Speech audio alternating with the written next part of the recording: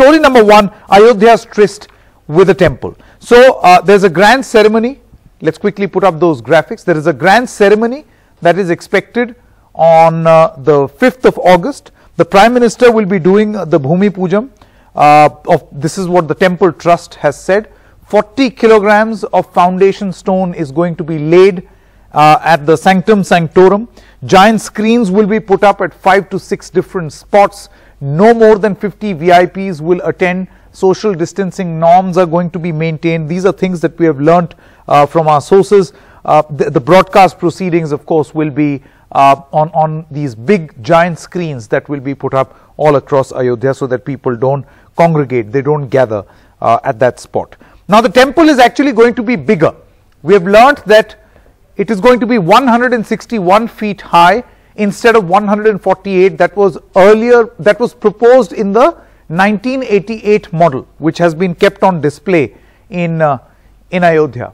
The area is going to be 57,000 square feet instead of 47,000 square feet. This as far as the design and the layout that has been presented. Now there is a makeover which is expected for Ayodhya. Ayodhya is going to have an airport instead of an airstrip. So far there was only one airstrip, not a functional civil aviation terminal. So it's going to have its own airport. There are new hotels, wider roads, multi-level parking that are already, that project has already been commissioned, underground wiring, because see, all of this is very important. Once you have a temple of that scale and people coming in large numbers, then you have to have the infrastructure in place, and this is the best time to invest in that infrastructure, because later on it will become very, very difficult. So that initiative, we are being told, is starting or has already started. Now who all are going to be invited? Let's quickly tell you that. At the Ram Janmabhoomi temple, who will be invited? The list of invitees includes Lal Krishna Advani, is what we have learnt. Of course, this list has not been completely finalized. Mum's the word as far as the invitees are concerned. Murli Manohar Joshi, Uma Bharti, Vinay Katiyar, Mohan Bhagwat, the RSS chief, Home Minister Amit Shah and Defence Minister Rajnath Singh are among those who are invited, and Sadhvi Ritambra too. So this is a tentative list, and I want to reiterate again and again, a tentative list. Many changes are expected because that process is still on. So that's the information that we have as far as the temple is concerned and the arrangements for the grand ceremony on the 5th of August. I have with me author and columnist Sudhindra Kulkarni. Thank you very much, Mr. Kulkarni, for joining us here on NDTV. First of all, I want to know your thoughts, your opinion on the fact that now a grand temple is going to be constructed, the foundation stone laying, the Bhumi Pujan is going to take place on the 5th of August. Your initial comments first, before I ask my question. Sanket, thank you for having me on this discussion. Finally, the construction of Ram Mandir is going to begin. I would like to see this temple, Ram Mandir, to become Rashtra Mandir. That is a temple of national reconciliation, a temple that proclaims the age-old values of Indian civilization and also the age-old values and principles of Hinduism itself, and that is unity of all human beings irrespective of creed, caste, whatever. The meaning of Ayodhya is a place where there is no yudh, where there is no violence, there is no war.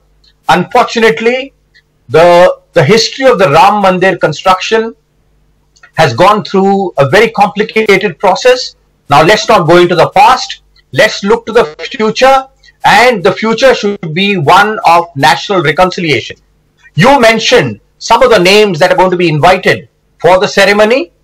I would like to see some eminent, respected representatives of the Muslim community also invited for the foundation stone laying for the temple, because Ram is not only a religious figure, revered religious figure for Hindus. He is also a very important symbol of our national culture, and therefore he should be respected. He is indeed respected by people of all communities in India, and let India begin a new chapter of reconciliation and peace. This is my initial remark. Yes, Mr. Kulkarni, my question to you is, do you think that the onus is now on any form of political dispensation, whether it is state government, central government, governments elsewhere in other states, to make sure that politics in the name of Ram or Ram temple or Ayodhya just stops right now? We have seen enough.